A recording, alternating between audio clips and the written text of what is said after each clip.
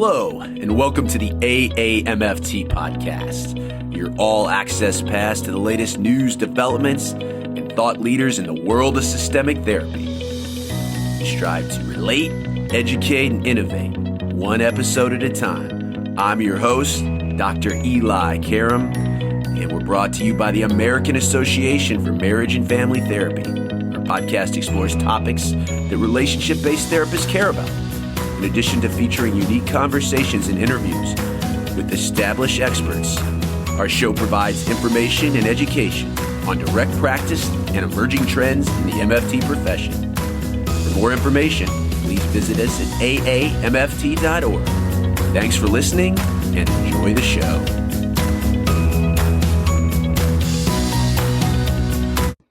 Eli back with you on the AAMFT podcast, and we are here today talking about leadership. Systemic therapists can consider themselves leaders in the therapy room, but we're talking about today is how do you take that MFT degree and use it outside of the therapy room? Thinking systemically, being a relational helper, expanding your leadership skill set to areas outside of traditional clinical practice.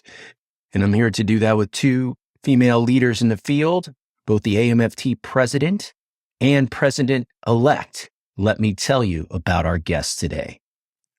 AAMFT President Shelley Hanson is a licensed professional counselor at LPC as well as an LMFT, specializing in individual, couple, and family therapy. She's been in private practice since 2004. Her clinical interests include trauma, transitions, identity formation, and various relationship issues. In addition to her clinical work, she's presented at various state and national levels on topic ranging from communication skill building, shame in the family system, supervision, and leadership, as we are going to talk about today. She's been actively involved with the AAMFT, first as a president of the Oregon division. She has also been on the AAMFT board as a general board member.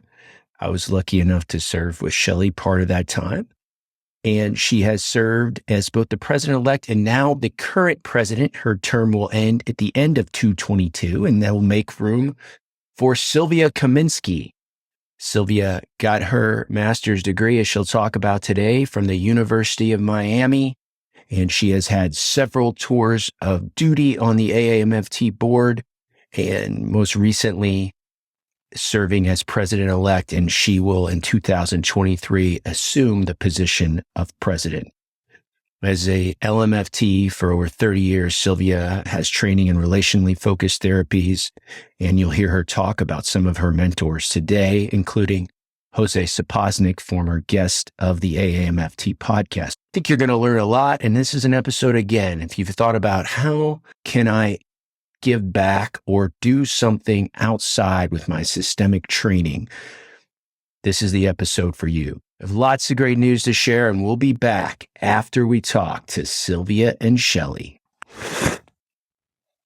So happy to be joined today on the AAMFT podcast by the leadership, both the president and president-elect of the AAMFT, Shelley and Silvia. I've been looking forward to talking to you for a while, not only to talk about AAMFT, which obviously many of our listeners are members of AAMFT, but as we've found out in the last couple of years, many others listen just interested in systemic therapy. And we know thinking systemically is more than just what happens in the therapy room. So today we're all going to talk about pathways to leadership, and really what MFTs can do outside of the therapy room, not only in service to AAMFT, but just in general. I have known you all a while and have certainly know a little bit about your stories, but also when I talk to my colleagues and friends in these interviews, as I have the last 4 years, I always learn something new. So the first thing is, as you listen, we always ask the origin story of how did you become a systemic couple and family therapist and LMFT, and then specifically your pathway to leadership. Thank you, Eli. This is Shelley Hanson. I am the current president of MFT. So I'll share a little bit about my story. I shared some of this when I did my president-elect video back in 2019. But at Eli, you may know some of this story. But when I started college back in 1980, I was 2 years in when I shared with my dad, who So blue collar, hardworking man that I thought I would go into the mental health field as a profession. At that time, I only knew about psychology and social work. So when I told my dad, he sat me down and very solemnly shared with me that women couldn't work in this. It wasn't the worldview he had. So he told me my choices were to be a nurse, a teacher, a secretary, or a waitress. I'd already done 3 out of those 4 things as jobs. And so I was devastated because none of those really felt fulfilling for me. So after 2 years of college, I stopped. I was paying my own way through. And so I couldn't see a vision of doing that work for something that I couldn't understand what I would take it forward for. So I stopped going to college. I got married. I had 3 children.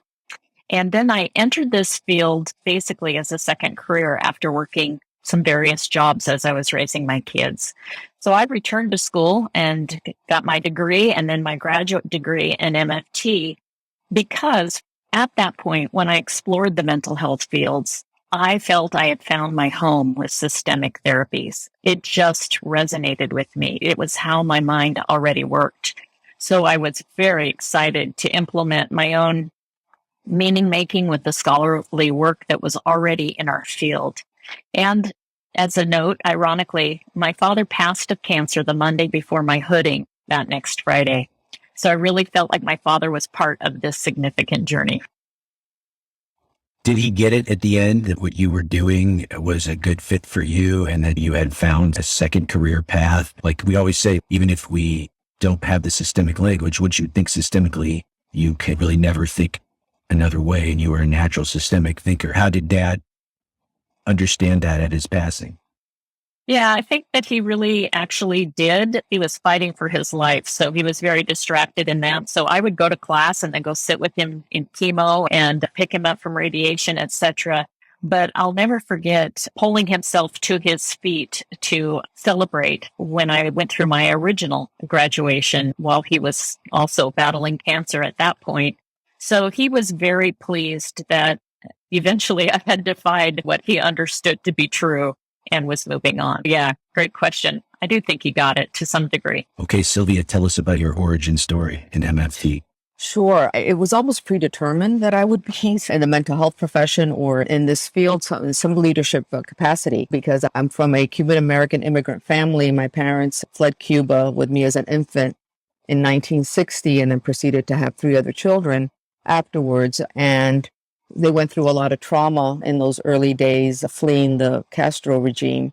And my dad was a professional and he was able to get work right away and became a leader in his own profession of engineering.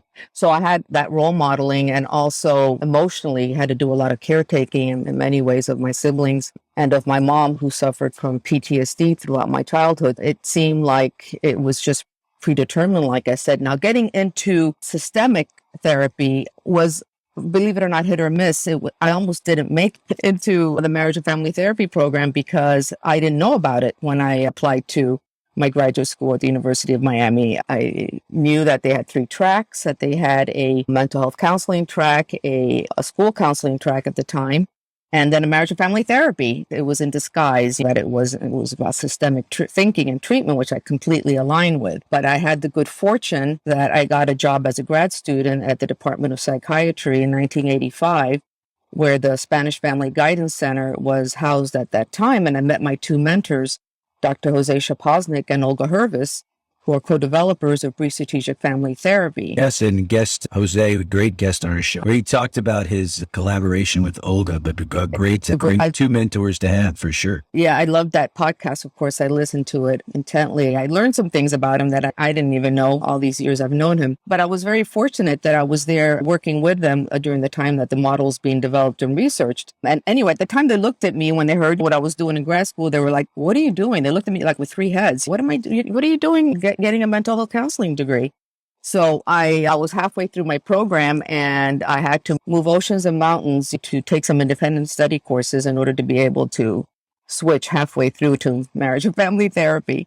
And then I joined AAMFT as a student member in 1986. Those were my precarious beginnings. Wonderful. So as I was saying at the outset, as systemic thinkers, as MFTs, obviously we have the ability to be systemic leaders outside of the therapy room, but in the title of the profession, marriage and family therapy, again, not only as in both of your stories, does the general public not really know what that means, but we sometimes don't know how that skill set and thinking systemically and being a leader can be applied. So that's what we're going to talk about today. So it's different than our normal podcast where we're talking about what goes on inside the therapy room. But I'm curious how you all started your path toward leadership, advocacy, and the idea that we have a skill set that can be used both inside and outside of the therapy room. I love this question, Eli, because it is so applicable to systemic thinkers. I think that we have such a unique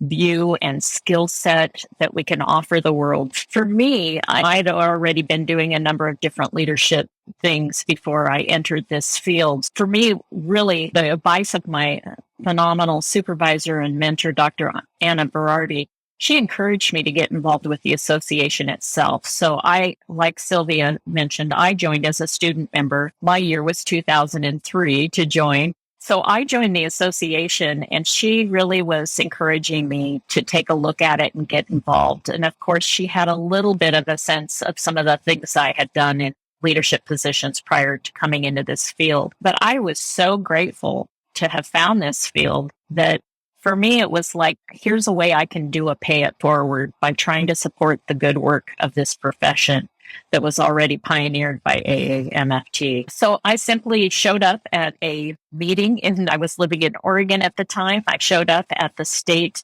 meeting for the division from AAMFT and sat through that one-day meeting. And by the end of it, I think I was co-chairing or helping with the conference, etc. And eventually I became president of that division. And then I entered into the National Board Service in 2013. But the point is so fabulous that you're making about systemic leaders. When we think this way, we're seeing how the systems are in a recursive way impacting one another. And so that's a unique skill set that we can bring, whether that's at your state legislature, whether that's in your community, at your church, your clubs, etc. It's a great way to find yourself contributing in meaningful ways. So I think that really aids us as leaders, considering both the meta and the micro of interactions, decisions, and plans. First, in terms of systemic thinking, and it started pretty much with my association with Jose Shaposnik and Olga Hervis. So it was pretty much cooked into my DNA from my early education. At the time, we were involved in a biopsychosocial study on AIDS in the mid-1980s, and it was a completely systemic study of HIV and AIDS in terms of disease progression and outcomes. So it's just something that has been applicable in my career from the way I think about everything and understand everything. And in my graduate program, I got involved with substance abuse at a very early part of my career and certainly saw the systemic implications of that disease. Got really interested in John Bradshaw's work at the time, and it was just the way my mind was formed. So becoming involved with AAMFT was a natural home for me. And when I graduated in 1987 and started working at an agency, at the time a family counseling agency, and then started some private practice, it was a shock to me at the time in terms of getting more involved with AAMFT on a leadership level, that our license at the time didn't really seem to matter much in the world of managed care and insurance. We were not included, and it was just such a sense of indignation. And then survival at the time in terms of wanting to thrive and start a practice and be employed. I got involved in the local chapter, the Miami-Dade chapter of AAMFT. And lo and behold, after a while, it was like, we need a new president. How about you, Sylvia? And I'm like, okay, sure. I'm no stranger or not averse to leadership, like I said, in my life. So I said, sure, it's got to be done. That started my lifelong leadership in AAMFT with progressing on the division level at the time, the Florida division on the board, and then as president of the Florida board, and then ran for national service in the 2000s and was on the board a couple of times before being elected as president-elect a couple of years ago. But that marginalization of LMFTs early in my career really impacted me in terms of inclusion and parity. It was very upsetting. It struck very deep for me as an immigrant. And serving on AAMFT since then, the leadership for me in the therapy room is really synonymous and isomorphic and synergistic with leadership in every other realm of my life. Oh, yeah, I can relate to that completely. So you are talking about these pathways to leadership that many people experience. So it's having good mentors, which you all had to hook you into things like that. And you get the bug for it. It is volunteering and then realizing that people need to step up. And it's also a pathway, as you were saying, Sylvia, where, hey, our livelihood depends on this notion of advocacy for our profession. If we don't do it, who will? And it's a case of, as I said, of the big five mental health professions, MFT is probably the least known as far as face validity and parity. And we've come a long way in the last 20 years or so, but we still have work to do. That is many people's pathway towards leadership. Let's talk about what you've seen as the changes since you've been in the profession, especially when you think of diverse members and the needs of females. And it's no coincidence I'm talking to two strong female leaders, and we'll talk about how that has shifted within AAMFT central governance, but just in general, curious what you see as the changes in the profession with our diverse populations and the needs of our female members and practitioners over the last 20 years or so. When you state the profession, then we're speaking about what AAMFT has done for MFTs, all 60,000 in the USA at this point, because they represent the profession so that we have the ability to practice. So from there, I have to really take a look at some of the big picture pieces, which is, of course, is licensure, which was huge, as Silvia was so wonderfully highlighting. In Oregon, I had the honor of sitting in the chambers when our parity law came to pass, and it was very emotional, and it was on the shoulders of those who had gone before me to work so hard in advocacy. So our licensure has been a big part of the profession. Of course, we had the TMA lawsuit victory. That really was a seminal moment of protecting our profession so that we all have the ability to practice. I think also some of the changes that have happened that have impacted all of us would be the restructuring within our association, which provided this network of interest networks. That's a bit redundant, but interest networks that allow our members to really focus on their specific areas of interest. For example, teletherapy or couples work or trauma or research. So those things are shaping currently our profession in significant ways that will then impact our practice. Also, I have to think about things like what came forward in the last several years, Eli, for example, the teletherapy best practice guidelines, Q guidelines that were recently published. And of course, right now we have this very exciting moment in time where the current U.S. president has included in his fiscal budget for EFTs in Medicare. This is the closest we've ever come. We've all been advocating for this for years. This would be a game changer of that recognition and accessibility for mental health for folks across the United States. Those are some pretty significant things that are specific to the profession itself. I would have just a couple more to add. I think Shelley's list has been fairly comprehensive, but also the fact that we've been included as providers in the Veterans Administration has been a huge development, and also that we're Medicaid providers. And I think the development of the core competencies was a really huge area for MFT and for AAMFT in the educational realms. And the Approved Supervisor program, I think, has been a big boon for the profession and for expanding licensure as well. It's interesting that the MFTs on the front lines, a master's level profession is heavily female dominated, but historically the membership of the AAMFT on the board of directors is slanted toward PhDs, and the gender breakdown looks very different. I think another change is the movement toward strong female leadership and board representation at the executive level. You all have been an integral part of that.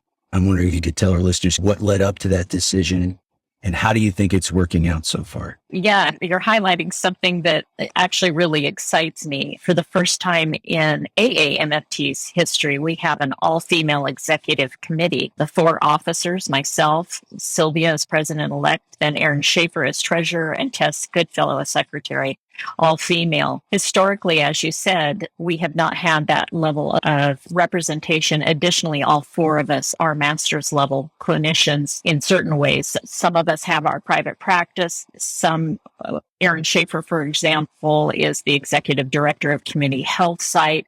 We have multiple language that we represent. Some of us have served as adjuncts in MFT programs. And then Sylvia as an evidence-based trainer. So it's really interesting to see this mix that comes in from the master's level that sometimes is a little different from the PhD level because so many PhDs are in the academic track serving as faculty. This inclusion and this diversity that's being brought about, there's an intentionality, but it's also an interesting aspect about how our elections have worked. Historically, in our elections process, males tend to self-nominate. And because they tend to self-nominate and women do not, women seem to be perhaps hanging back and waiting for others to put their name forward. And that seems to be the norm. So our association is approximately 70% female now. So the females have definitely been underrepresented and the master's level hasn't been underrepresented. It's a pretty exciting time to have that representation. And it's my hope that our diversity in this area of governance leadership specifically will continue to grow and have even greater diversity at the executive level. This team of officers that I have the privilege of serving with, you asked how it's going. I am just so extraordinarily grateful and humbled by this team of officers that I am able to serve with, as well as the full board. It's really been a great experience so far. And I'm happy to see that we're encouraging other people, other emerging professionals to get involved. Eli, I want to follow Shelley by just adding my experiences having served on the board from starting in about 2006 and serving alongside other female leaders. During that time, more female board leaders started running for the office of president, we have Annabeth Bedingfield, who was our president a couple of decades ago or longer, but we had the pleasure of serving with Linda Schwally when she became president. And then there's been a string of very strong female board members that became presidents, Linda Schwally and Mary Hoppett and Linda Metcalf, Marvarine Oliver, to name a few. So there's been a lot of very strong role model from the leadership. And this certainly has been an inspiration and a motivation for women like me and Shelley to see ourselves not just as board members, but as in the officer roles. So this led to a surreptitious model of leadership that fostered inclusivity and equity, which emphasizes the strength of the collective rather than the individual. And I just want to share a personal good example of this, Eli. Shelley and I decided to run for president of AAMFT at the same time. We threw our names in the hat, supporting one another. It was really a shock. And when we found out that we both made it on the slate, essentially competing with each other, we stayed connected throughout the whole experience, acknowledging that it was a win-win situation for the association. Shelley won at the first run, and then I ran at the next cycle, inspired and buoyed by the support of my diverse AAMFT colleagues, and then obviously won a couple of years ago. So that's a good example of the kind of modeling and development of female leadership that's been so exciting for us. We're relational people. Part of the benefit of leadership too is it is these relational ties that bind us together, but serving, while it may not have monetary rewards, as we always say, we're not in it for the income, we're in it for the outcome, but it does foster very strong relationships and friendships. And certainly, yes, you all did not let that competing against each other, running against each other from getting in the way of your both professional and personal collaboration and friendship. So I do think that is a wonderful story and something to note. So let's say maybe I'm a young therapist, as we have young and old listen to this podcast, but many young therapists say, okay, I have not gotten a course on leadership in my training, but I get how these systemic principles could extend outside the therapy room and want to get more involved. Maybe I don't have the aspiration to be AAMFT president one day, Sylvia or Shelley, but I want to get more involved. What are ways for people just starting out their career to start to expand their repertoire into leadership? I appreciate that you're thinking of the emerging professionals, because whether it's male, female, or non-binary, we all have to find our path. So first, let me make it really clear. I actually never had any aspirations of president of AAMFT one day. I didn't even have aspirations to serve on the national board one day. So I just continued to serve where my passion was taking me. So when a person does that, as at least I've discovered, opportunities present themselves in front of you, and that continues to change you and move you forward, especially if you're receptive to those opportunities as they present themselves, even in leadership, if you may be thinking, what do I have to offer to this? I have a philosophy that everything we experience in life, whether that may come from or whatever that is, can be pulled forward and used to inform and shape us in productive ways, if we have the eyes to see it and the ears to hear it. So I think looking ahead of yourself and saying, what is before me? And am I willing to be courageous and take the risk and step forward? Most of us live with imposter syndrome at some moments of our lives. And so I think sometimes when a leadership opportunity comes in front of you, you think, oh, who am I to do that? Or as studies show, females tend to think, oh, I'm not qualified because I've looked at the list and I don't have two of these things. And yet understanding you can grow yourself in that and have that growth mindset, I think can really open up those pathways in front of you.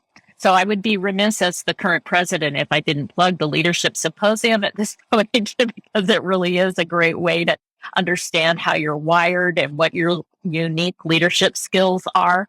And also, I think that our interest networks who need leaders, and they need people who, as you said, will say, I'm not in it for the income, I'm in it for the outcome. That's a great choice of words. The interest networks are a really great way to have a path forward, to see what is this like to serve if you're interested in governance, or if you're not, but you're curious, what's it like? Then that's a really great place to explore. I also think that being an ambassador for systemic thinking in one's professional realms, wherever those may be, is an excellent vehicle for developing one's leadership skills. For example, when I became a clinical director of a local nonprofit agency in the early 90s, I made it a point to integrate systemic thinking across the board in the programs down to the clinical forums. I know that there are other AAMFT leaders who have been on that mission. Shelley mentioned Treasurer Schaefer, who works for a mental health agency in Ohio. I think working, whether in agencies or whether it's in private practice or schools, I think it's exciting to offer trainings or talks to other professionals and other providers on systemic therapy, on marriage and family therapy, offering supervision to other licensees that are not licensed in MFTs. I know there are a lot of licensed professionals that have called to get supervision specifically on couples and family cases, and really need that systemic perspective. So putting yourself out there and being willing to be a leader in that movement, I think, is a really good way, a good mindset to have. You all mentioned a lot of important things. We'll highlight a couple of them. Shelley was talking about the leadership certificate, which we've referenced from time to time on the podcast. But Shelley, maybe if you could go more into depth, if someone who's never heard of that, what you get at the leadership certificate. And even if you're not sure you want to commit to that, the AAMFT has a leadership symposium in March of every year. I feel like I look forward to that every year. I've been fortunate enough, as I know you will have, to speak at that event where we do go outside of the therapy room. We talk about exactly what we're talking about on this podcast. So maybe you're not ready to commit to a certificate, but certainly the Leadership Symposium is a great entryway to understand more about what we are referencing this hour. Maybe we could talk about both the certificate and your experience, both of you, as both the presenters and attendees of that symposium. Yeah, absolutely. Thank you for the deeper dive on that. You said something of incomes and outcomes. That's a great example that for me as a full-time private practitioner, I have a loss of income as I serve on the association, as I travel, as I give those hours and those days, those weeks. And so I have a very real impact that happens to my work life and to my personal life in that. And yet the outcomes not only are for the benefit of the association and MFT as a profession, hopefully, but it also changes and shapes me. It makes me energized in different ways. It allows me to stretch and grow myself in ways that private practice does not do.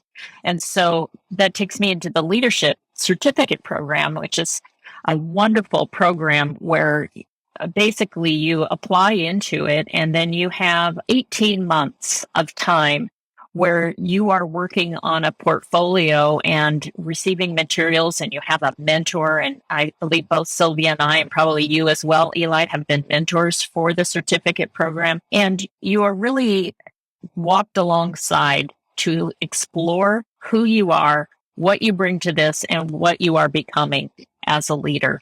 And it's a wonderful program that has led to people leading in various places, actually all across the world. So that's a very rich process that you're in with a cohort. You get to know them. The cohort tends to get pretty close, and ironically, even closer during teletherapy, doing it virtually, because they can meet up so much more often than in person. So that's an unintended outcome and benefit of that. And then the leadership symposium is a little bit different. The cohort does come to that, but it is really an energized, amazing 3 days of teachings, work groups. We have phenomenal keynote speakers. In this last one, we had Joan Higginbotham, who was an astronaut for NASA and the third African-American astronaut, female woman, to go into space. She was phenomenal speaking about leadership. So that gives you that view of some of the outcomes that you end up getting are actually incomes for yourself in some ways from that exposure. I just wanted to add that another way to get involved and get experience in your area of interest or expertise is to join the speakers portal, which feeds these symposium and also the other offerings, educational offerings that AAMFT has, domestically and also internationally. So applying to that anybody can apply to that as long as they present their credentials and their experience in presenting, and then you can expand to your areas there, your areas of expertise or interest. So that's another thing that is available. I like how you're saying too, Sylvia, this idea of being comfortable presenting, advocating for profession. I have my students before they graduate develop their elevator speech if they met stakeholders that maybe don't know anything about MFT but are important people, how they would represent the profession. And then if you had to present either to a group of other mental health professionals that maybe are not systemic or a potential audience, consumers, how would you represent that? So I think these are also ways, if our listeners out there are thinking about how can I get comfortable with this idea of how you understand the profession, your role in that, and how you would present that to other people. And Shelley also mentioned one of these seismic shifts in the history of our organization is moving from two-tiered. 8 years ago, we had when you belong to AAMFT at the national level, each state has a division. And now we have a more member choice, which we all work together a long time on the board to get through our own learning experience doing that as far as our stakeholders and members. But this idea of member choice in these interest networks. So if you're interested in couples, if you're interested in MFTs in schools, that you have the choice. And my experience in the last 4 years of these interest networks is that if you want to volunteer, if you are interested, they will find a place for you. And it doesn't necessarily have to be to the elected board, but most of the times MFTs are very welcoming. And if you want to be involved, there is probably a place. So I don't know about you all, but I've never been told no when I wanted to volunteer my time or service to something outside of the therapy room. Yeah, I love what you're saying. And I chuckled because those of us who will put our hand up, yes, there is always a need for more volunteers. And I appreciate what you're saying, that you may not want to run for an elected position, but you still can help in so many ways. One of the things that struck me as I came into AAMFT, especially coming from other places, is that we are so systemic and so relational. You punctuated that, both of you, in some of the comments that you've made. I laugh because we're such a huggy group. I was not raised in a family that hugs a lot, and it's something I've developed in my adult life, is to remember to hug people, and now I really enjoy it. But it really struck me when I joined service at the national level, I was greeted with hugs by everyone. And now with COVID and whatnot, we're much more careful about that, ask permissions and all those kinds of things. But absolutely, if you want to be involved, reach out, look at the interest network that's intriguing to you, ask what you can do. There's always need for more people to contribute. And that makes us better. It makes us richer and broader in depth of our diversity, the more people that are involved. So we've just highlighted the major shifts hopefully every member of AAMFT is proud of. If we look back at this, what do you want to say in the next decade, both from a leadership perspective and also from just the idea of innovation and parity? Where would you like to see our association and our profession in the next 10 years? I'll jump in on that really quickly with what excites me, Eli. And that is one of the things that actually Silvia, as PE, sat as chair of our most recent task force for diversity, equity, and inclusivity. One of the things that excites me is that as systemic thinkers, we have the possibility, we have the opportunity, and we have the desire to systemically change our culture around DEI. And that's a very exciting development. We've now gone through and interwoven systemically and integrated DEI throughout our governance, but even more significant perhaps is our culture in these areas is shifting and growing and expanding. So I would love to see that we are the hallmark group that understands this and has integrated this into who we are, and we live it out day to day. I read a fabulous book by Heather McGee called The Sum of Us, and great systemic thinker in this book. And she takes a look at the impact of racism and exclusion and laws, etc. And the entire time I was reading it, I was like, first of all, very angry. How come I didn't know this part? How come I didn't know that? But also, wow, we as systemic thinkers could lead this. We can be a part of this. We can learn from this. We can embody this. So that would really excite me for our association, but also just as systemic thinkers throughout the world, wherever we are, whether you're part of the association or not, is to really understand and implement that systemic change throughout societies. What I'm excited, in addition to, of course, what Shelley just explained, I'm very excited about the foundation, which is currently being developed and expanded to incorporate more programming and research studies to advance the profession. Just recently, a consultant was hired on a temporary basis to be able to accomplish that. And so that's a very exciting area for the future, I think, for the association and for MFTs all over the world, actually.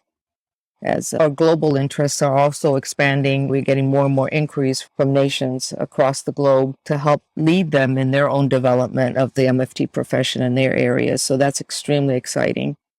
And we're opening, now we have more open pathways since the bylaws change to expand membership to allow some of these folks from around the globe to join as members. A lot of walls are being torn down to be able to be more inclusive and to grow just true systemic practitioners that we are.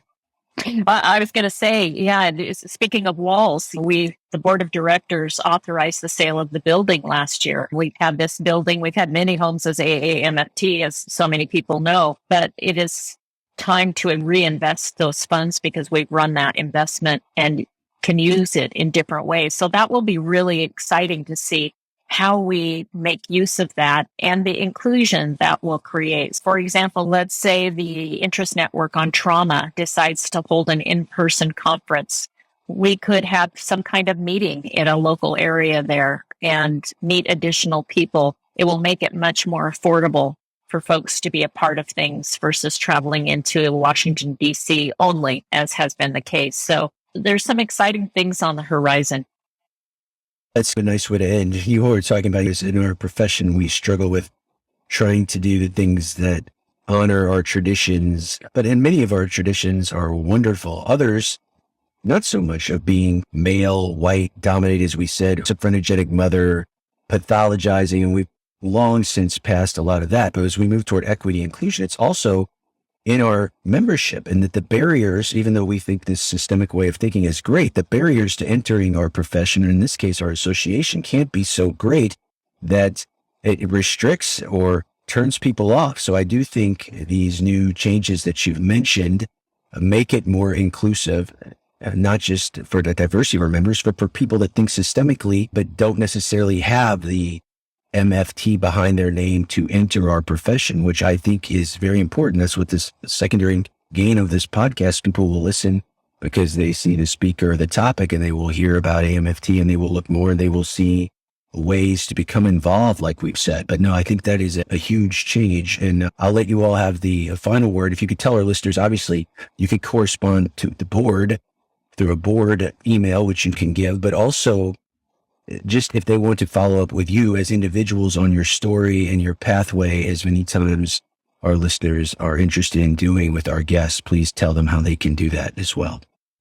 Absolutely. If you want to reach me, Shelley, you can reach me through email at Shelley, which is spelled like the author, Mary Shelley, who wrote Frankenstein, Shagley, ShelleyaHanson.com. And I will respond to your email as quickly as possible. And for Silvia Kaminsky, you can reach me via email as well at Silvia@SilviaKaminsky.com. And that's spelling is SilviaKaminsky.com.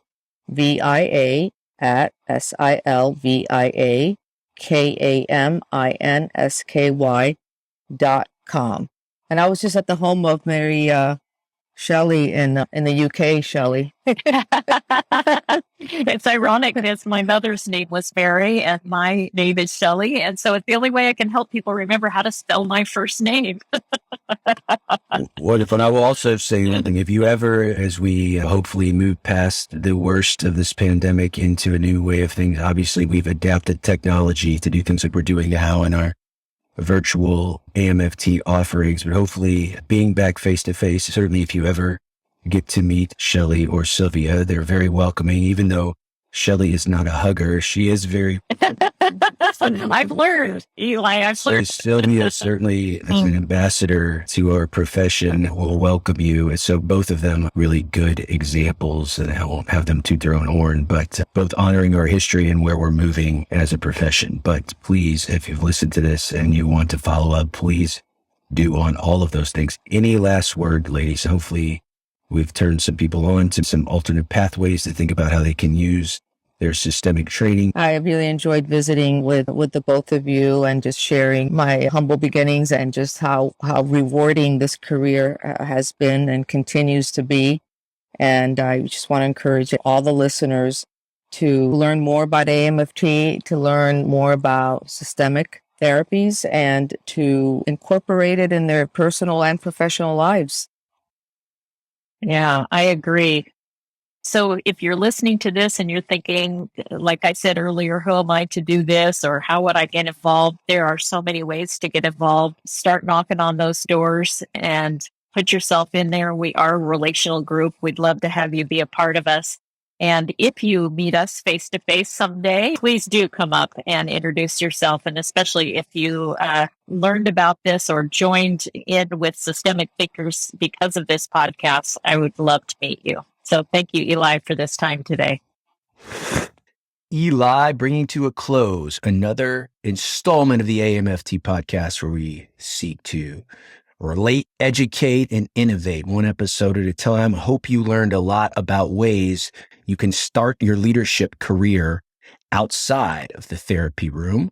Let me mention some exciting things coming up. We mentioned the Certificate of Leadership. Maybe this is the first time you've heard about that. The Certificate of Leadership is the flagship program of the Leadership Network of AAMFT. It's a unique program to provide MFTs of all levels. So whether you're junior or you've been in the field a while, all levels with the skills to enable them to help advance their own careers. It's designed to be completed over 18 months. It's built around a unique mix of training, education, and mentoring, as you heard, and self-discovery, a lot of work on yourself, that delivers the most comprehensive experience available. It focuses on key areas of leadership development, both in the concept and practical application of skills. The Certificate in Leadership includes 25 hours of continuing education, comprised of live events at that Leadership Symposium, and the Certificate in Leadership Day. And that is held usually March of every year. And new cohorts are launched each year in conjunction with the Leadership Symposium in March. So if you're hearing this, you still have a couple of months to prepare for that. This credential is ideal for MFTs interested in leadership positions within their place of work or communities or within the AAMFT, as you heard Shelley and Silvia speak about. MFTs interested in key roles in advocacy or policy development, again, pushing our micro focus in the macro world.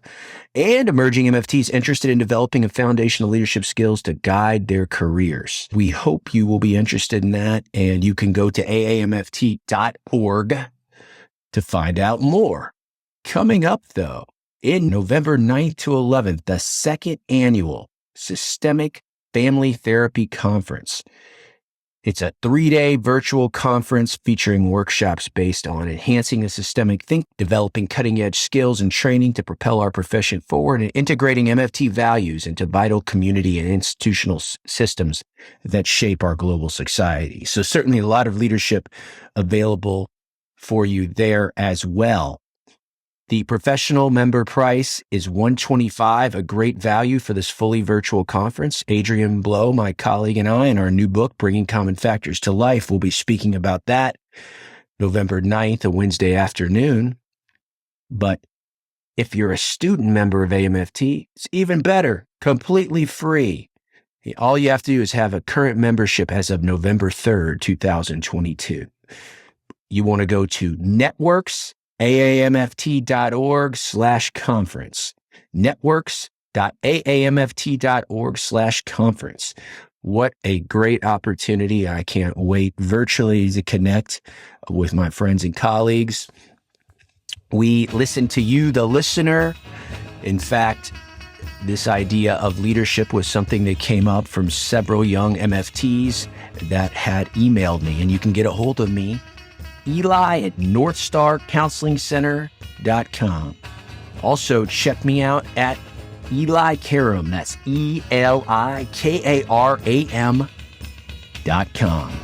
And there you can find out everything going on. In addition to the podcast, you hear me talk about the heart and soul of change and the common factors associated with our great profession and bind us together as relational healers. And certainly you can go on the website and find out about our new book released from Rutledge, Bringing Common Factors to Life. Also, check us out on Twitter. I'm at Dr. Eli Live. The AAMFT is at the AAMFT. Thank you so much for listening. Until next time, my friends, stay safe, stay systemic.